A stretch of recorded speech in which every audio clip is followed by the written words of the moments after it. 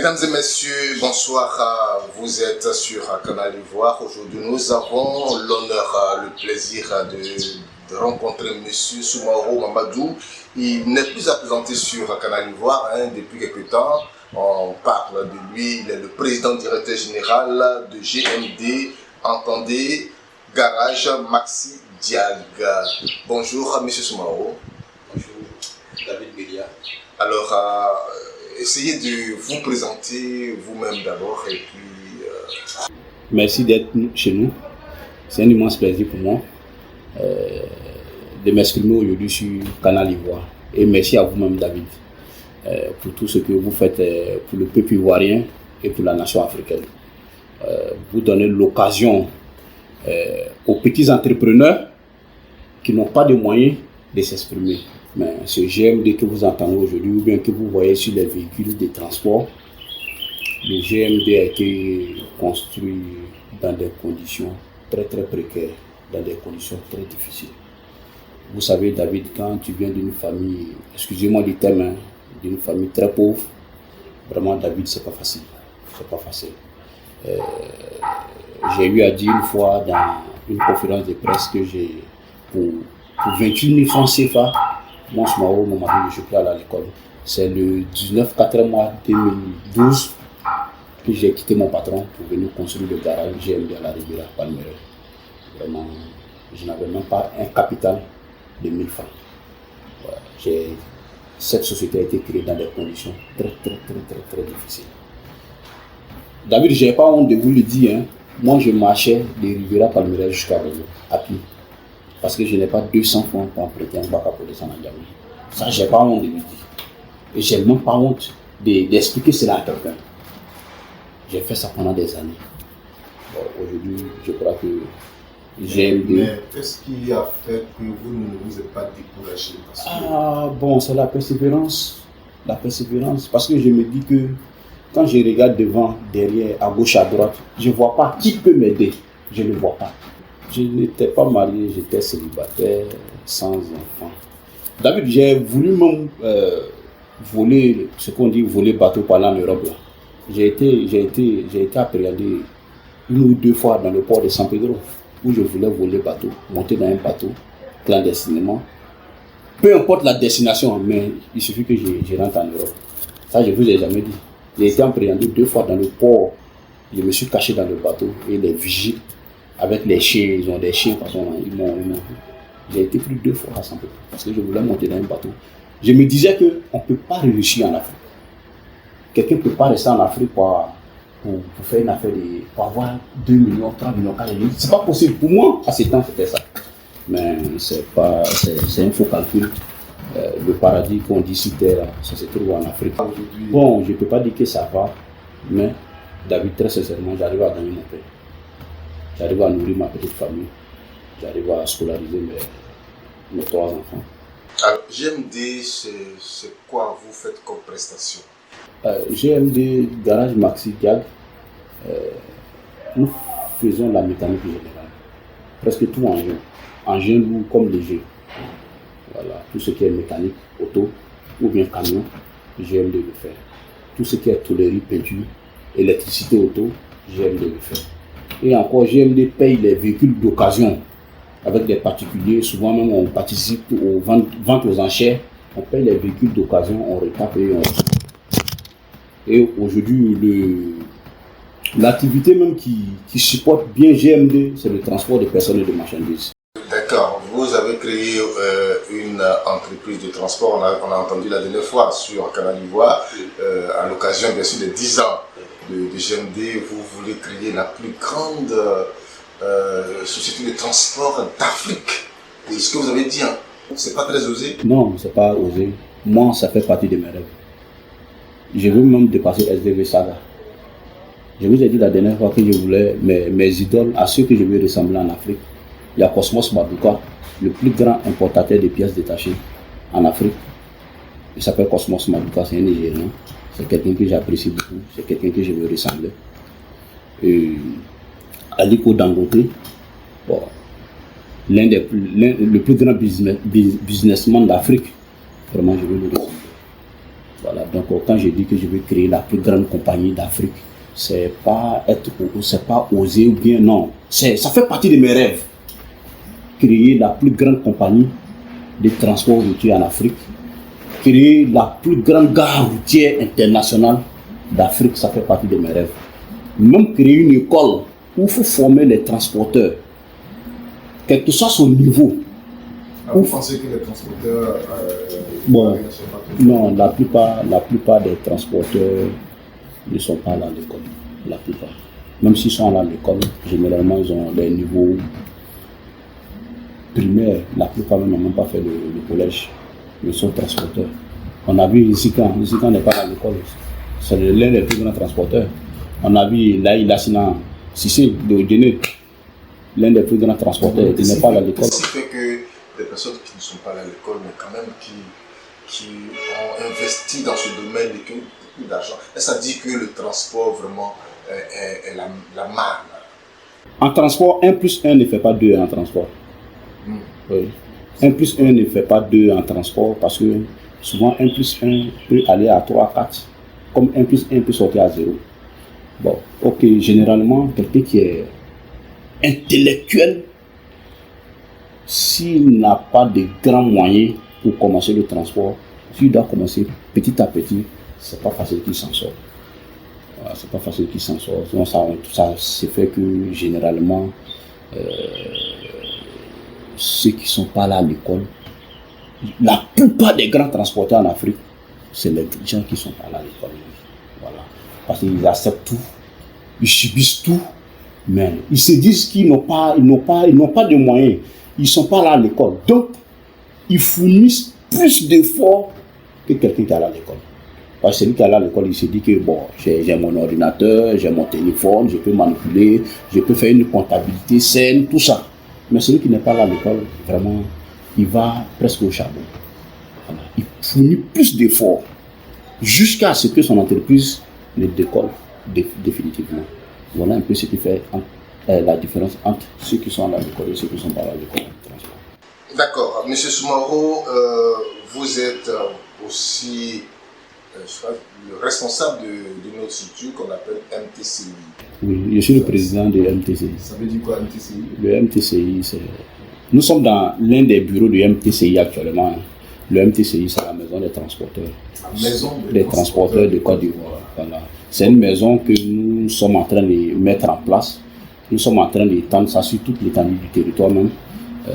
La cause principale d'abord, c'est de défendre les transporteurs, les chauffeurs, les passagers, c'est-à-dire les personnes et les biens. C'est de les défendre. Quelle que soit la raison du transporteur, nous sommes là aujourd'hui pour défendre d'abord les transporteurs. Mais il y a déjà des structures. Oui, chacun fait ce qu'il peut faire. Ceux qui existent déjà, je ne dis pas qu'ils ne font rien. Ils font beaucoup. Mais nous aussi, on vient pour les aider.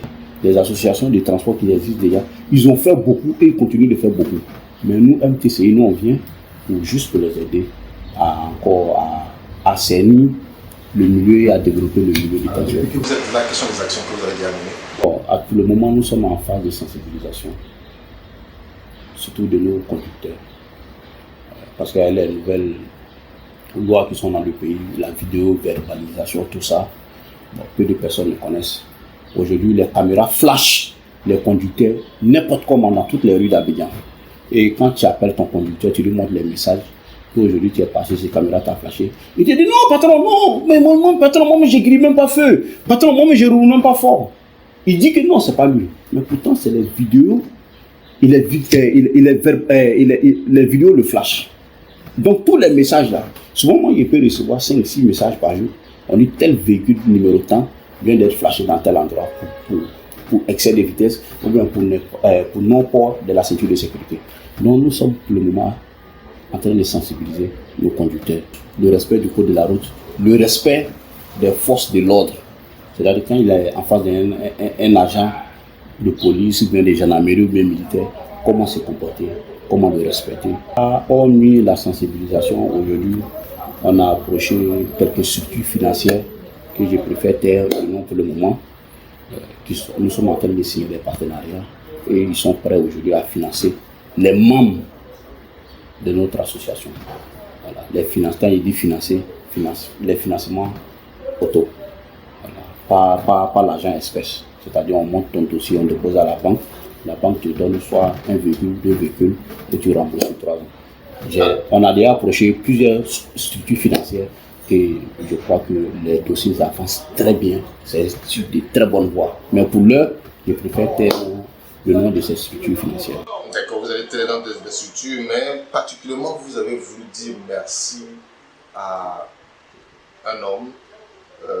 Son nom c'est Monsieur Savani Isiaka. Savani Isiaka.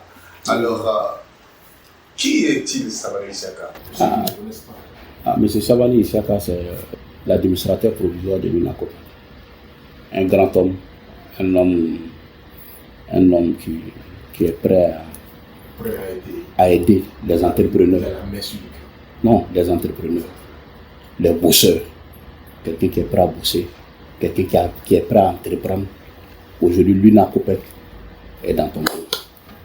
Voilà. Si tu es prêt à entreprendre, l'UNACOPEC est prêt aujourd'hui à te marier légalement.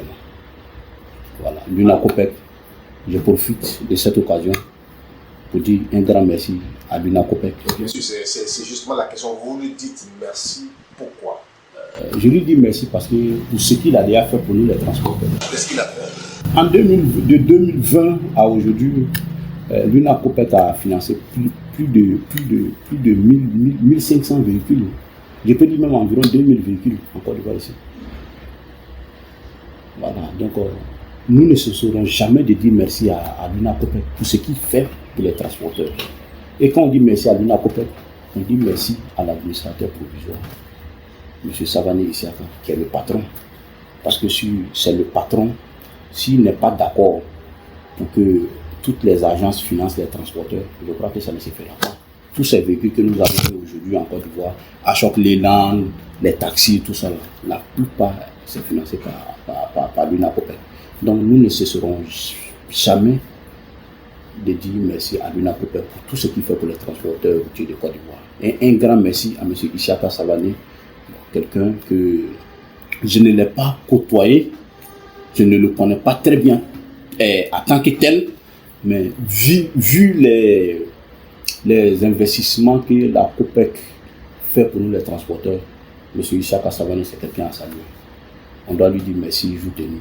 Il ne faut pas être ingrat dans la vie. Voilà. Un grand merci pour l'UNACOPEC et que Dieu fasse que l'UNACOPEC vraiment soit l'une des structures financières les plus grandes de l'Afrique. Ça, c'est mon souhait le plus ardent pour l'UNACOPEC. D'accord, merci. Je pense qu'on va finir par un appel au civisme, puisque vous êtes le président de la maison des transporteurs. Un appel au civisme des transporteurs. Vous regardez la caméra et vous parlez.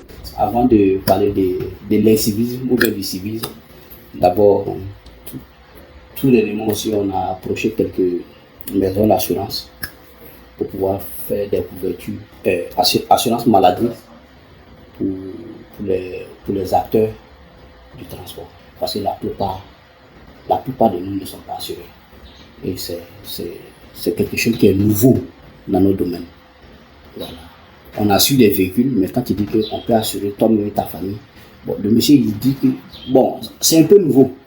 Donc nous sommes en train de sensibiliser aussi les transporteurs pour qu'au moins chaque famille transporteur ait une assurance maladie. C'est la maison transporteur qui est en train de Côte d'Ivoire. Voilà, nous sommes en train d'aller à cela. Et ce n'est pas fini. Les structures financières que je vous ai parlé tout à l'heure, on les a approchés aussi pour pouvoir avoir au moins les logements sociaux pour les transporteurs de Côte d'Ivoire. Ce qui ne s'est jamais passé en Côte d'Ivoire. Y compris des gars internationaux dans chaque grande ville de la Côte d'Ivoire. Des gars où il y aura des stations d'essence, des supermarchés, en même temps des magasins de pièces détachées, pour que vraiment le transport ivoirien puisse être à la hauteur dans la sous-région.